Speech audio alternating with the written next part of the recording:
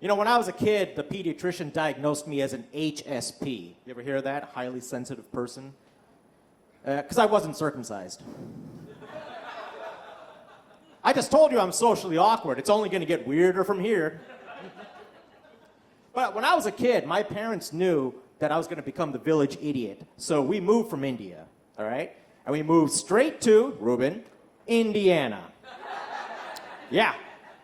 I'm from a town that created the beer Three Floyds. I don't like it. Not at all.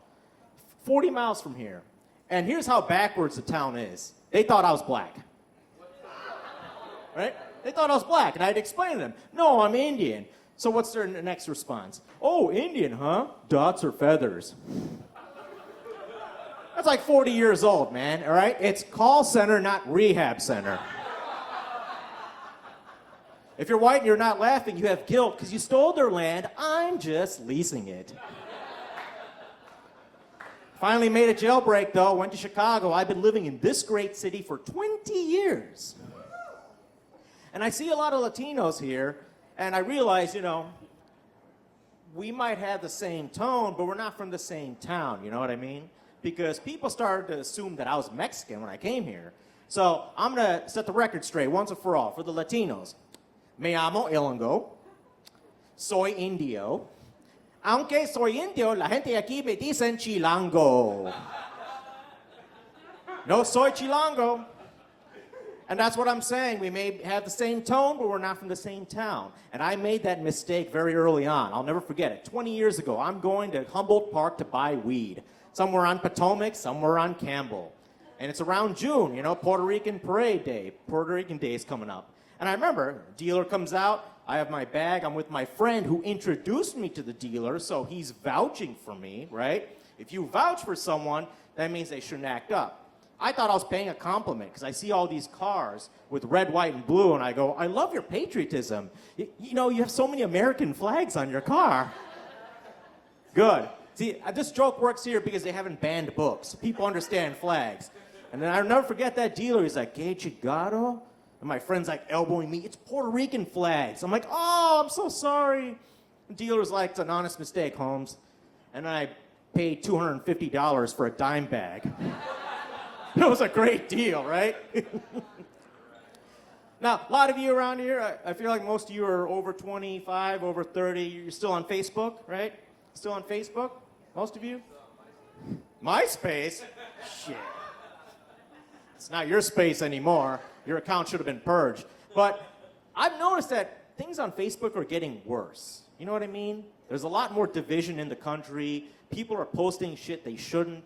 And I'm ashamed to say, I started blocking some friends and family, especially my in-laws. All those back-to-school pictures. Blech. Look, I love my friends and I love my friends' kids, okay? It's just, this is the U.S. education system. Are we really that proud of Michaela with 6 Q's and 5 H's for going up one level in the U.S. education system?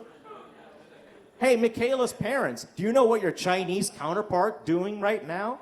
They just created a drone. And that drone will drop off flowers at the school or sterilize you, depending on your social credit score. Right? So I guess what I'm saying is, fuck them kids. So anyway, this week my daughter started 5th grade. Yeah, Chicago Public School, CPS, but the way she acts sometimes, they might call CPS on me. Yeah, same acronym, different meaning. I got roasted by my kid. Some of the parents here, have you ever gotten roasted by your kids? You know, especially if they spend, every day? Yeah, every other day for me, mostly. Because kids can accidentally be funny. And I complimented my kid on that the other day. I said, Sonia, you know, you're really funny when you don't try to be. And she goes, Father. And by the way, in my stories, my daughter refers to me as Father because you people ruined Daddy. Yeah, we know exactly what that means. This is what she says. Father, you're not funny even when you try to be. Woo! I took one look at her, I said, that was very spiteful. It was not demure.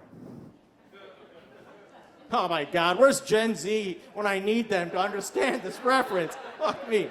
If my kid was here, she would have said, that was very cringe, father.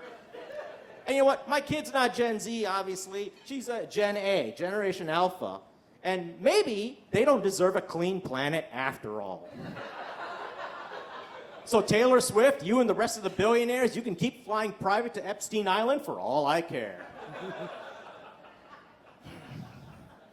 You know, growing up in Indiana, you know, the biggest person I saw here was like 6'2", 250. That was the smallest person in my high school. And I grew up with a lot of body issues. Like, I didn't learn to wear shorts until I was like 35. Because when I was a kid, and I wore shorts, I looked like Chris Crackrock from New Jack City. Yeah, exactly. And people were like, why are you, I love that you can never tan. I'm like, go fuck yourselves, right? But I don't want to pass on that angst to my daughter because she's impressionable, and marketing already does a shitty job of that. So I am body positive. I'm positive my body could be better. So I decided to embrace that. This last summer, I started wearing hoochie daddy shorts. You know what those are? You've got shorts that are like 7 inches or 9 inches on the inseam, right? That's conservative, that's demure. I wear 5-inch shorts and I go out in public. Not as a comic though, they tell you never would wear shorts as a comic, right? And now my friends, they love to be supportive. They say, hey, I love your shorts. Do they make them for men? Yeah. All right, I'll leave you on this. One of the things I learned about Chicago from working at a nonprofit is redlining. We're all familiar with redlining. You know, people drew lines into this map of the city and diverted resources and kept mortgages away from the black and brown population. There's a new problem today. It's called white lining. You ever hear of it? It's when white people went up to a perfectly good tennis court and made it pickleball. You guys are awesome. Thank you.